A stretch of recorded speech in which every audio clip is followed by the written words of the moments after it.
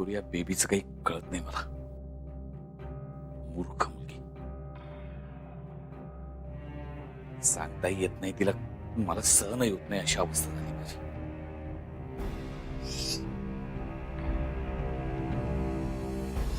अरे काका, अजून जागाच?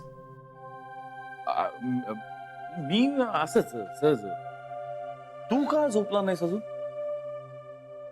माझी झोप मला सोडून गेली ना. ती येईल रे परत. नाही, मला ना आता खात्री वाटायला लागली. म्हणजे तिचा मेसेज आला होता मला. काय? काय?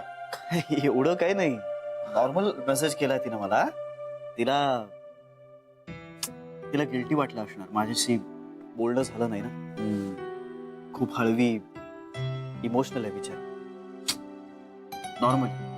आणि मला असं वाटतं की आज ती माझ्याशी नॉर्मल वागली. ही खरी जान्हवी आहे. म्हणजे आपल्या वागण्याचा लोकांना त्रास होतोय का ह्याचा सतत विचार करणारी, लोकांना समजून घेणारी, माफ करणारी, आपलंसं करणारी. हो हो हो हो. तुझी लिस्ट संपतच नाहीये. अरे ती आहेच अशी. Shri, I am happy for you. Thanks. आता ना सगळ्या गोष्टी सुरळीत होतात असं मला वाटतंय. हा म्हणजे भले मला हव्या त्या टाइम फ्रेम मध्ये गोष्टी घडल्या नाहीत, but that's okay. That's okay. ती पण एक माणूस आहे ना, तिलाही वेळ द्यायला हवा. आणि आई आजी परत येण्याआधी तिनं इथे यावं हा हट्ट सोडलाय. तिला हवं तेव्हा तिनं येऊ दे, फक्त ती परत यायला हवी. काका, ती परत येण्याशी मतलब आहे. श्री, अरे अरे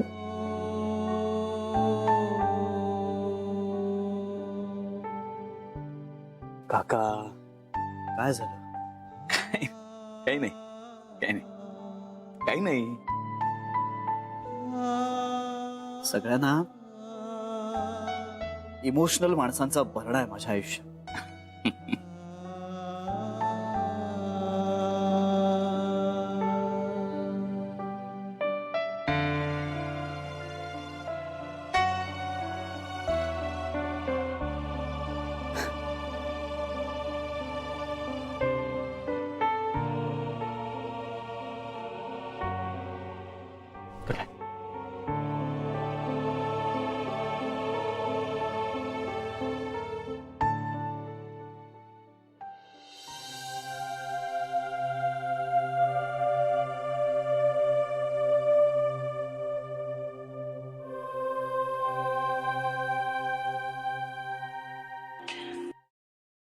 हा काका,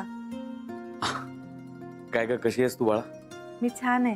तुम्ही कसे आहात? आम्ही काय, तू घरी परत येण्याची वाट बघतोय. काका, तुम्हाला माहिती आहे ना, हो हो. आणि आईचं कायम बरोबरच असतं. मला त्यात शंकाच नाहीये. बरं ऐक, मी ना एक नवीन पदार्थ शिकलोय तुझ्याकरता, म्हणजे खास तुझ्याकरता मी बनवणार आहे तो. आणि मला तुला तो द्यायचा आहे. कुठे देऊ? कशाला काका उगाच? अगं मला बरं वाटेल.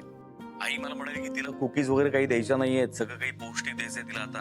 आणि मग नंतर तिनेच मला एक रेसिपी सांगितली. मी म्हटलं मी लगेच बनवतो, त्यात काय एवढं. आणि तसंही या घरात आई नंतर उत्तम कुक कोण असेल तर मीच आहे. काही या काका. मग बनवू ना?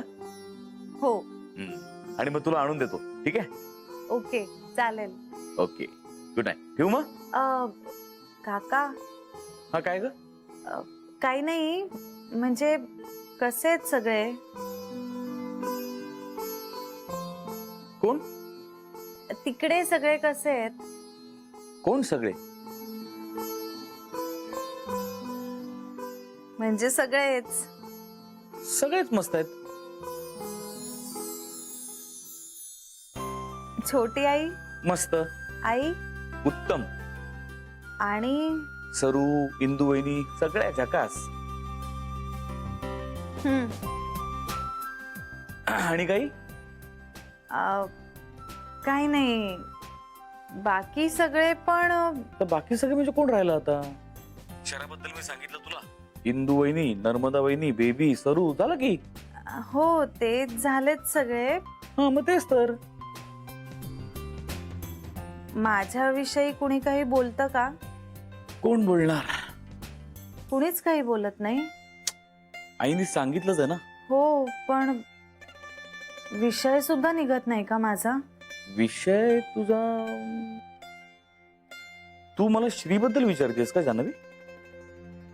नाही नाही असं नाही, म्हणजे मी असंच जनरल विचारत होते. मी मिस करते ना सगळ्यांना. बाकी सगळ्यांना ना. ठेवू का? ओके ठेव. हा पण बाय द वे श्री खूप बोलतो हा तुझ्याबद्दल. अगदी भरभरून बोलतो. तुला ऐकायचंय काय काय बोलतो ते?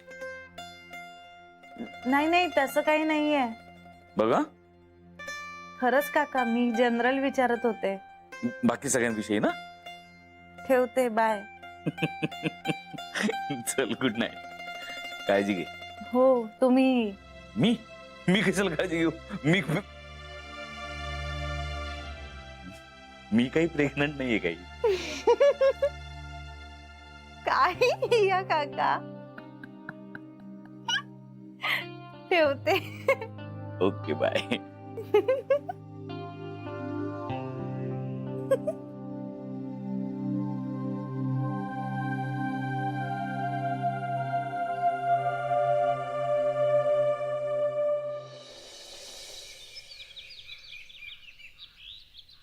अहो काय मस्त दिसतंय हे. आणि वास. आहा हा टेम्पटिंग. ओ मी बघते हा जरा थोडं. ए तुझ्याकरता नाहीये. थोडस एकदम थोडं. तुझ्याकरता नाहीये ते शहा. अरे मग कुणा करताय? आहे कोणतरी स्पेशल. तुमच्यासाठी स्पेशल म्हणजे श्री. अर्धा श्री असं समज. अर्धा श्री म्हणजे हा? आता म्हणालात ना अर्धा श्री. ए यातलं अर्ध श्री खाणार आहे असं समज. हा शी काही खोट्या करता तुम्ही. तुझ्याकरता नाहीये ते. अहो मला फक्त चव बघू दे ना. हा बघ. इश काय काय काय चाललंय? काय चाललंय? अगं तिला चव बघायची होती. ए ए तुझ्याकरता नाहीये ते. अरे किती छान वास येतोय. कुणा करताय मग? अर्ध्या श्री करता. अर्ध्याच्या करता? हा म्हणजे अहो म्हणजे यातला अर्ध श्री खाणार आहे ना म्हणून म्हणे. काय उगाच. तुझ्याकरता नाहीये बेबी. हॅलो सौम्या, कशी आहेस तू? काय सांगतेस काय? हो का?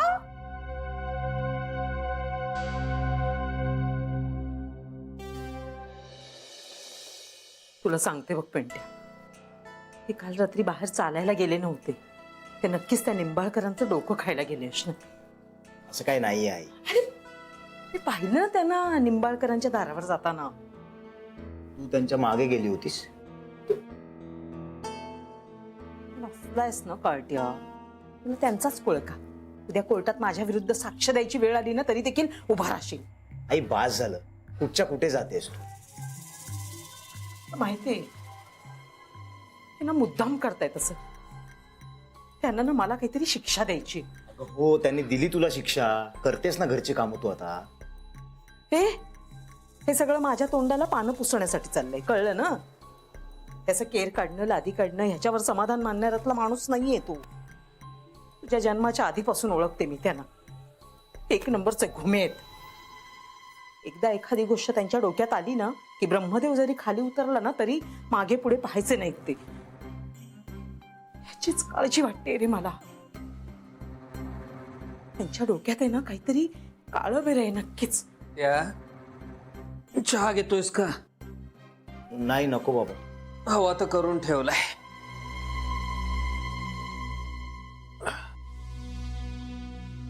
पांडुरंगा,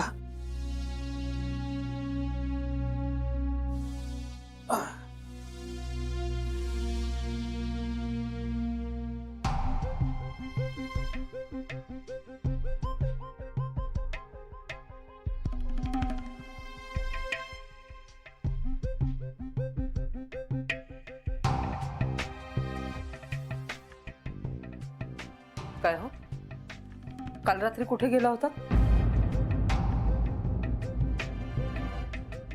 अहो काय विचारतेय मी? पाय मोकळे करायला गेलो होतो. इतका वेळ?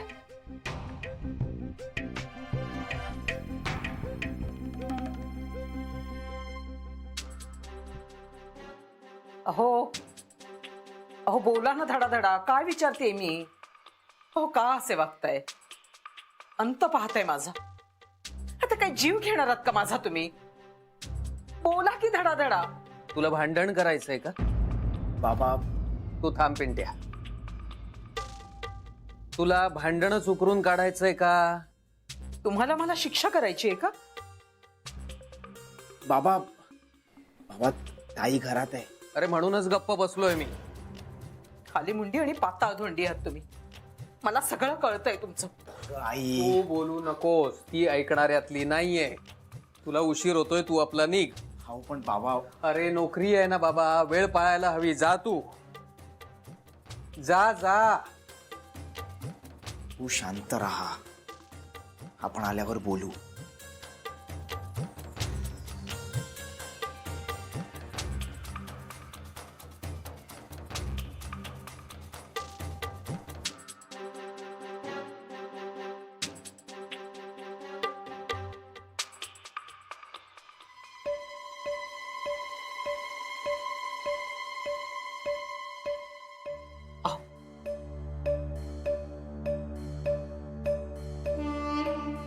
हो, असं काय करता? मी हात सोडते तुमच्या पुढे. तुम्ही तरी ऐकताय का माझं? सांगा ना, काय करू मी? तुम्ही म्हणताय तसं सगळं केलं मी. मी मेले तर तुमचा आत्मा थंड होणार आहे का? तर तेही करते ना मी. कला, एखाद्या माणसाला एवढंही घाबरवू नये की ते माणूस भीतीच्या टोकावर जाऊन उभं राहील. आजवर एवढं घाबरवलंयस ना तू मला की आता तुझ्या कसल्याच वागण्याची कुठलीच भीती राहिलेली नाहीये माझ्या मनात. जानूचा तरी विचार करा ना. तो तुला आत्ता सुचलाय? तिचं काय होईल? तिचं छान होणार आहे. छान होतंय तिचं. तिची कसलीही काळजी नाहीये. म्हणून माझ्या जीवावर उठलात होय? अहो बायको आहे मी तुमची, लग्नाची. आयुष्यभर तुमच्यासाठी खस्ता काढल्या मी, तो हा दिवस बघण्यासाठी.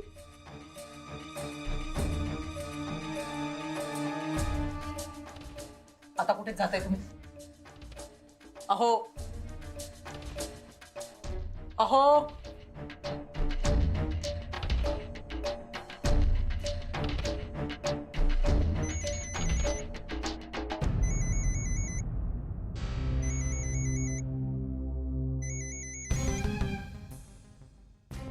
Hello hello. हा हा निंबाळकर वहिनी, ते कळलं का? म्हणजे वकील साहेब काही बोलत होते का?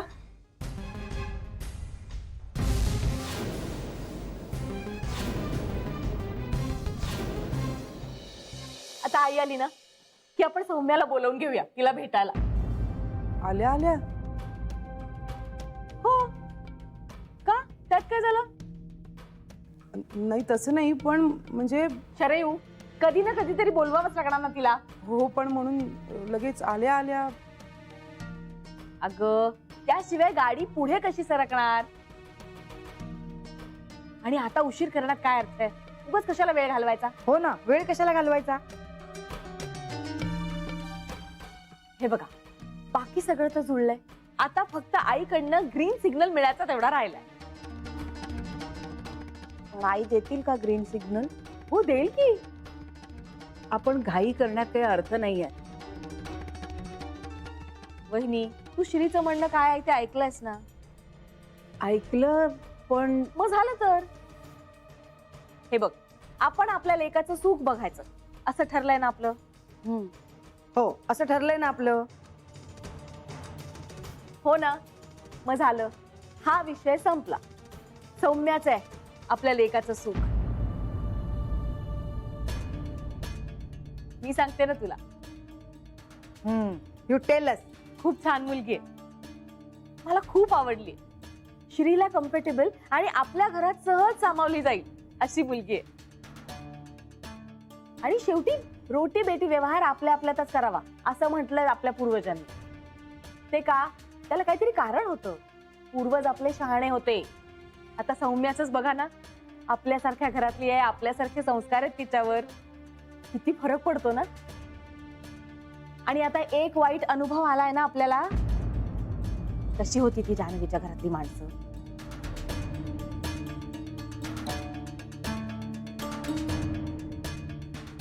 त्या बाबतीत आपला अंदाज अगदीच चुकला. जान्हवीच्या घरच्यांसारखी सोयरीक नको बाई, फारच नंतर त्रास होतो. नाही ग, ती जान्हवी अनुरूप नव्हतीच आपल्या श्रीला. आपण आपलं हे समजून घेतलं, पण सौम्याला भेटल्यापासून ना हे मला फार जाणवतंय. आणि एक सांग, आईने पिंट्याला माफ केलंय, तो तिचा डिसिजन, पण मला त्याला माफ करणं शक्य नाही, अगदी या जन्मात तरी नक्कीच नाही. हो ना, विचित्रच वागला होता तो. नाहीतर काय, मी स्वतःच्या नवऱ्याला माफ नाही केलंय, तर हा कोण? काही नाही, चूक ही चूकच, मग त्याला माफी नाही. नाही तर मग समोरचा चूक करतच राहतो आणि आपण त्याला माफ करतच राहतो, असंच सुरू राहतो. मी त्या पिंट्याला कधी माफ करूच शकणार नाही, आणि त्या जान्हवीला तर नाहीच नाही. नकोच आहेत मला या घरात ती जान्हवी आणि तिची फॅमिली.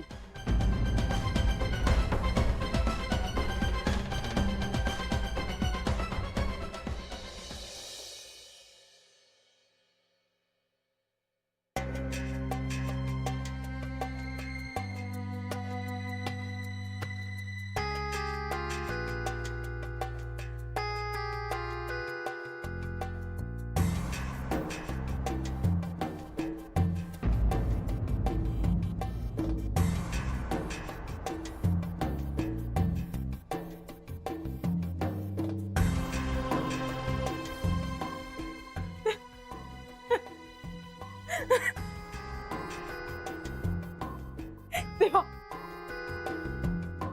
देवा, यापूर्वी मी कधीही तुझ्या समोर हात जोडले नव्हते रे, पण माझा संसार वाचव. यांना चांगली बुद्धी दे रे देवा. माझ्यावर ही पाळी नको देवा, खरंच नको, खरंच नको रे. मी कुठे जाऊ? अगं काय झालंय तुला? हा बस इकडे. काय करतेस तू? आई काय झालं? दुखतंय का काही? अगं बोल ना, अचानक का रडतेस? थांब पाणी देऊ तुला?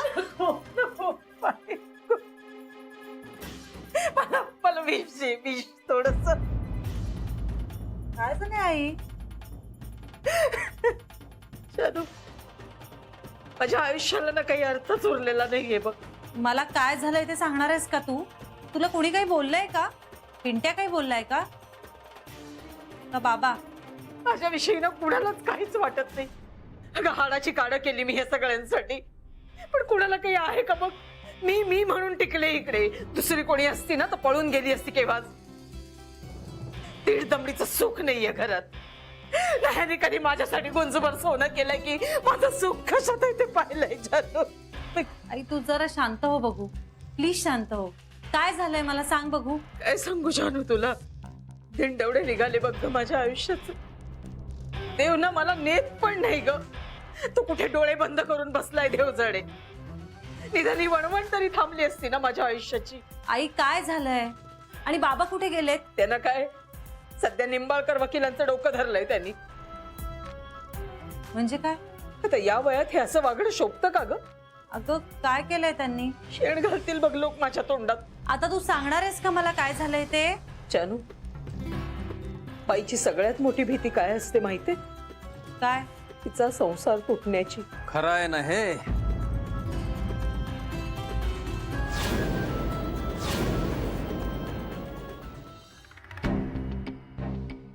बाबा तुम्ही कुठे गेला होतात? मी जरा. काय खरंय हो?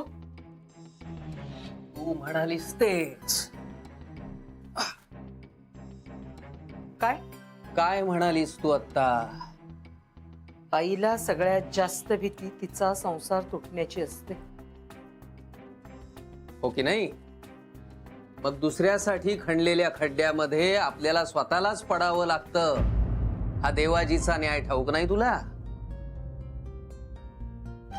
बघितलंस जानू? बघितलंस कसं बोलतात ते? आता आणखीन काय करायचं बाकी ठेवलंय तूच सांग ना त्यांना.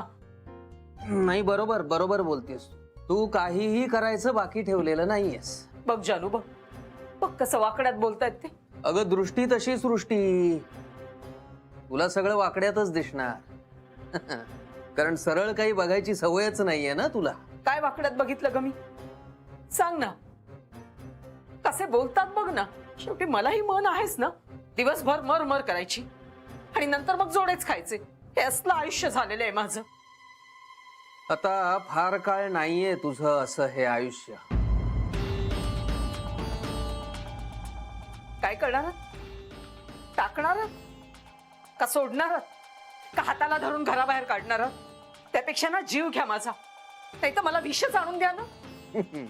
मी कशाला आणून देऊ? तुझी तू आणायला समर्थ आहेस. बाबा काय बोलताय तुम्ही? ह्यांना ना मी नकोच आहे. मी मेले ना तर गावभर अगदी पेढे वाटतील ते. देवा तेव्हा उचल रे बाबा मला. इथे जगून तरी काय उपयोग आहे? पण एक सांगते जानू, मी मेले ना तरी ह्यांना माझा संसार मी मोडू देणार नाही.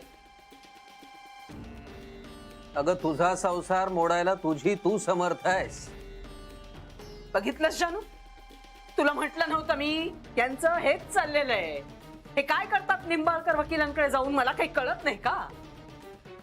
मी काही वेडी नाहीये आणि मेलेल्या आईचं दूध पण प्यायलेले नाहीये. शिव देईन मी पण घटस्फोट देणार नाही.